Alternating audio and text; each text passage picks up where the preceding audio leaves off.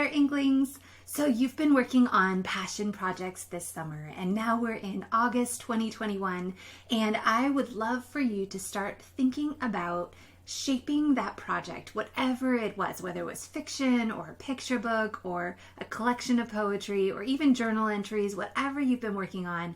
I encourage you to figure out how you could shape it into something that you can share with others. Now, we're going to have a show and tell workshop in September, which you are absolutely invited to join us for so that you can show off some of the exploration that you've done this summer. And as you're thinking about that, I want to reframe what you might think about, I need to have my entire novel finished, or I need to have my entire picture book illustrated.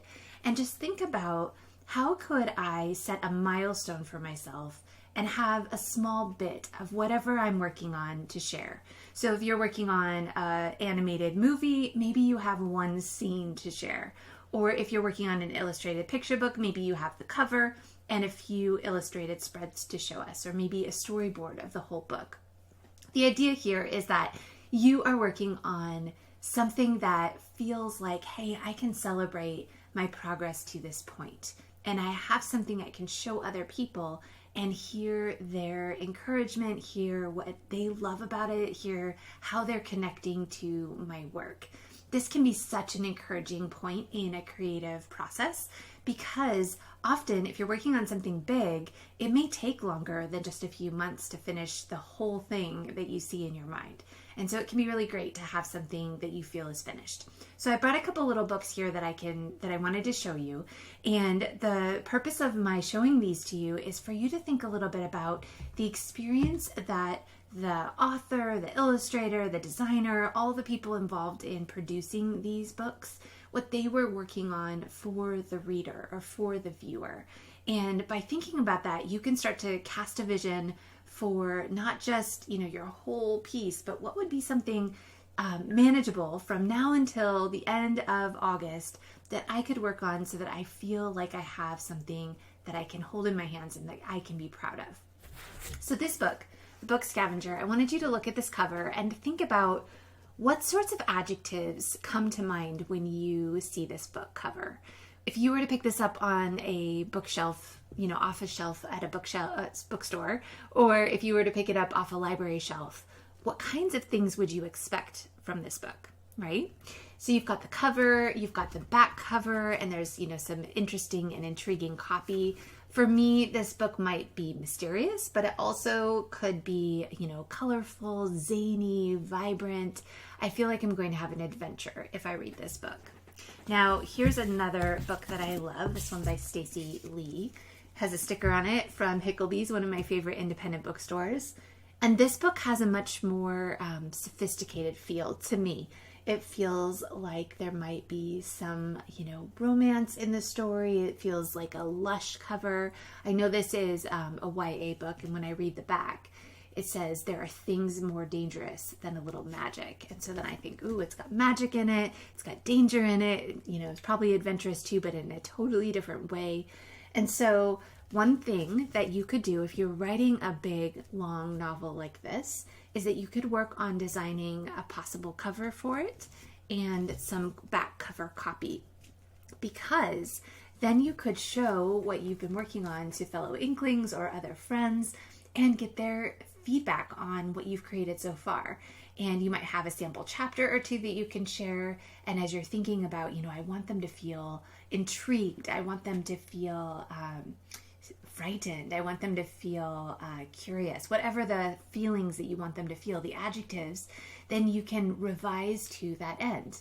Now, if you're wondering about revision and about how you would go about that, keep in mind that revision is always about finding opportunities in your piece. So your first step always in revision is to decide, what do I want my readers to experience? Do I want them to feel joyful? Do I want them to feel surprised? Do I want them to feel afraid? What am I trying to go for? And then you can revise to that end. Now, for those of you who maybe haven't had a lot of time this summer to work on a longer piece of fiction, but who would like to put together something for this last month of the summer, I wanted to show you two possibilities that might be kind of fun for you. One is this small little book that is called Nancy Drew's Guide to Life. And what I love about this book is that it's all these fun quotes from Nancy Drew, and it also has these fun little illustrations in it. It's this teeny tiny book. You could totally hand make a small little book like this, and you could use your favorite work of fiction. You could think about collecting different kinds of lines from stories that you love that inspire you, and this could be a really fun way for you to put something together. Now, keep in mind that if you're going to use someone else's work, like Harry Potter or Nancy Drew or Mysterious Benedict Society, you couldn't, traditionally publish that because that material actually belongs to another author. But for your own purposes, for your own fun passion project, you're absolutely welcome to create something fun like this. Next, I just wanted to point out this book, which is super fun if you've never seen it before. It's called The Wander Society, and it is a book that is meant to feel like you've stumbled across a book that is part of a secret society, and it has all sorts of challenges and interesting ideas in it. It even has post-its in it. It's super interesting and fun book. So if you felt like, I just want to put something together that feels mysterious and interesting, you could make almost a little collage of a book. And this one is professionally produced, but you could definitely do a handmade book like this as well. If you are making a picture book right now, you could really think just about the cover and maybe a few interior spreads. And I like this book as an example because it's not made up of really complicated illustrations. This one's called How to Spot an Artist. This is a really fun book. But I would encourage you to go to an independent bookstore or go to the library, look at a bunch of different picture books, and find one that has an illustrative style that you feel isn't overwhelming to you. So maybe you love drawing pen and ink, black and white kinds of drawings, or maybe you love something more like this. It's like collage or photographs. And so whatever it is that you love, you can create something with a cover and maybe a few interior spreads that you could show to someone so that you can see how they would react to your work. The final book I wanted to show you, because this is just so fun, it's called Sabine's Notebook. And this one is a book that has envelopes inside. It's the story of a correspondence between two characters. So these envelopes actually have cards that you can pull out inside, which I think is so fun. And you could create something like this. Maybe even if you're working on a longer work of fiction, you could create a little correspondence between two of your characters and make a little small side companion book that would be a fun thing that you could finish maybe now if you're sure you're not going to finish your bigger book over the summer. So I just wanted to give you these few ideas because I think that it can be really encouraging to your creative self to have something that you can hold in your hands that demonstrates some of the creative work that you've been doing, especially if most of what you've been making is in a Google Doc or somewhere in your computer and you feel like, I don't have it in my space. I don't see the fruit of my creativity. This is a really great way to think about, bringing it into your room, bringing it into your life, bringing it out so other people can see. I mentioned at the beginning, if you're making a film or an animated short or a production maybe even, you could start to create some collages of what will the costumes look like, what will the sets look like. So you just have a little bit more, not just the writing on the page, but you have some of the things that are going to inspire you to keep moving. Because here's the final secret for you.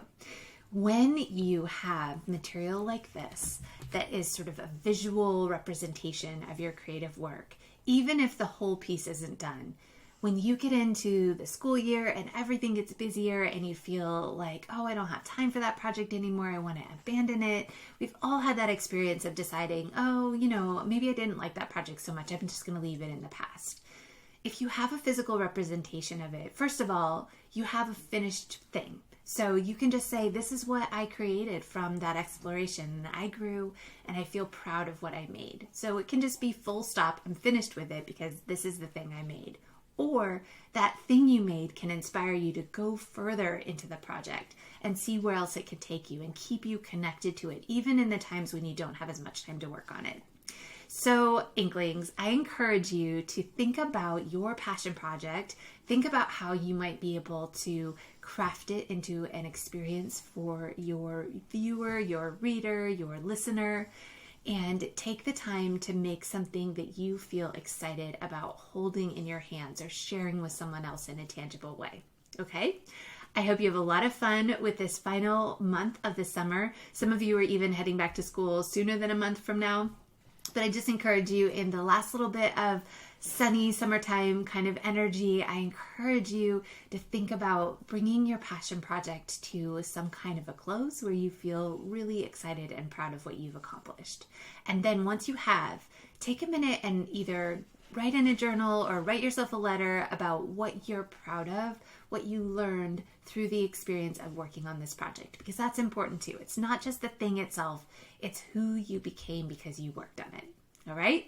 Happy creating to you, and we will talk to you very soon. I cannot wait to see what you have to share at our show and tell.